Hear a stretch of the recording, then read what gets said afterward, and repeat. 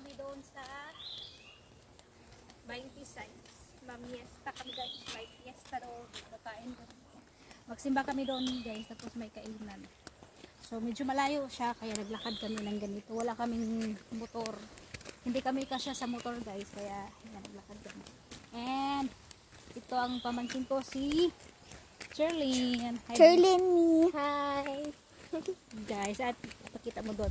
Doon si Mama at si Christine at si Dayan. Yung naka-red guys, yan si Christine. Yung naka-pink. Yan guys, ito yung daan namin. Yan.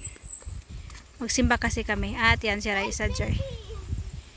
Yan, nakachinilas lang talaga kami guys kasi yung daanan namin ay ganito. At yan. Hi be. Pamangkin ko guys. O diba, maganda. Mana sa tita. So, naglakad lang talaga kami guys kasi hindi kami kasya sa motor. So, baka naman.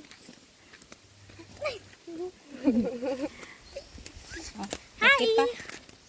Hi! Hi guys! Punta kami sa 26. Kasi kakain kami dun guys. May fiesta doon guys. Sa true. Magsimba man kami good dito guys. Good. Tapos late na kami guys. So kakain na lang kami eh. Kain na lang kami eh. Time check. Pero may time pa man din no? May time pa.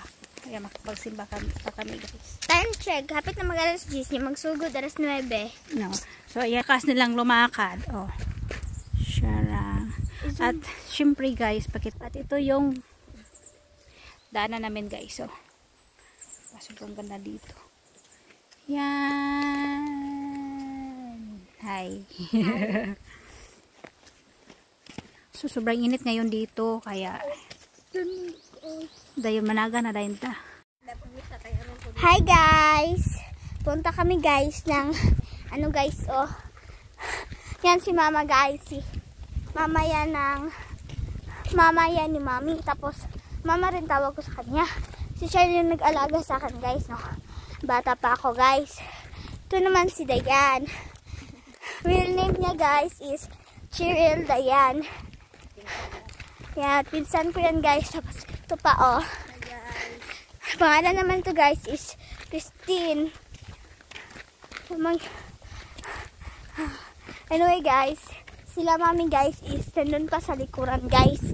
At ayan guys, nandito na kami sa simbahan at medyo malayo kami doon sa simbahan guys kasi sa loob puno na at dito lang kami sa ilalim ng puno ng kahoy kasi ayan mainit sobra.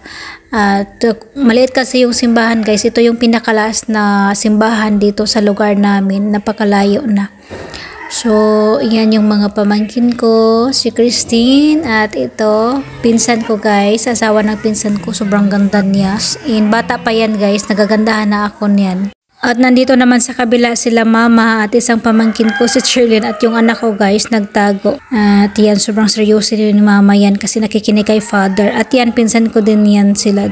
At ayan guys, nandito na kami sa bahay ng pinsan ko at may lechon sila kasi nagpabinyag yung anak niya or yung apo na niya guys, yung bininyagan.